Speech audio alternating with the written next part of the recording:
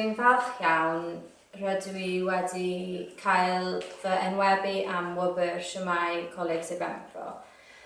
Rydw i'n fyfyrwyr dysgu yn y gwaith a rydw i wedi gorffen cwrs prentisiaeth ei hyd a gofal cymdeithasol gyda Coleg Benfro.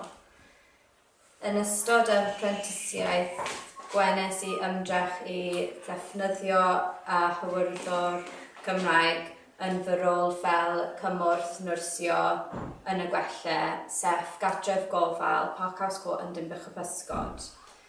Mae Gymraeg yn ail iaith i mi ac dydw i ddim wedi defnyddio llawer o Gymraeg ers gadael yr ysgol. Roedd fy aseswr Jenny Thomas wedi gosod targed Gymraeg i fi. Rydw i wedi cynhyrchu arwyddion dweuddiog yn y gwelle. Rydw i gwneud rai pethau ar fy nwrs yn Gymraeg a rydw i'n siarad Cymraeg yn y gartref. Rwy'n helpu'r cydweithiwr gyda cyfarchion Cymraeg. I've always loved Welsh, speaking since being in school. I did A-level and I got a C.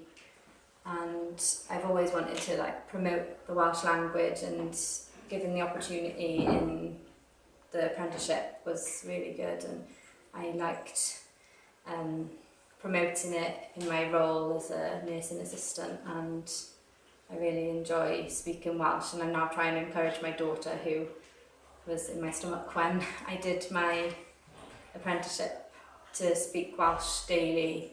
I speak to her most mornings. I say bore da and shydych chi to her, and then my dad as well, he's trying to speak it to her every day. We always call it cariad, and I'm trying to look into sending her to a Welsh school, and I really enjoyed putting Welsh into my apprenticeship work and things like that.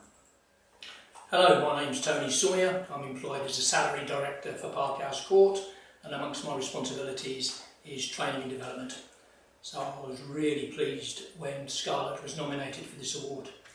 It's really easy for me because when we recruit, we're looking for a nice person. Scarlett fits that bill. We've never had a complaint in all the years she's worked with us from either the residents or indeed her colleagues. We require people to be reliable.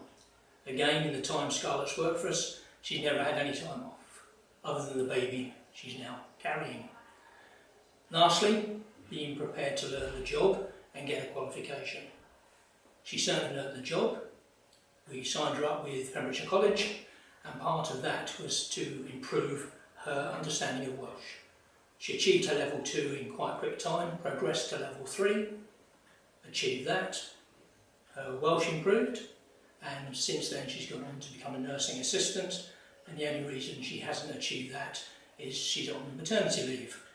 So on her return we see her achieving that quite quickly. So it's a big thanks to Scarlett for her efforts, and a big thanks to Jenny Thomas, who was her assessor and kept giving her the targets that Scarlett did indeed achieve.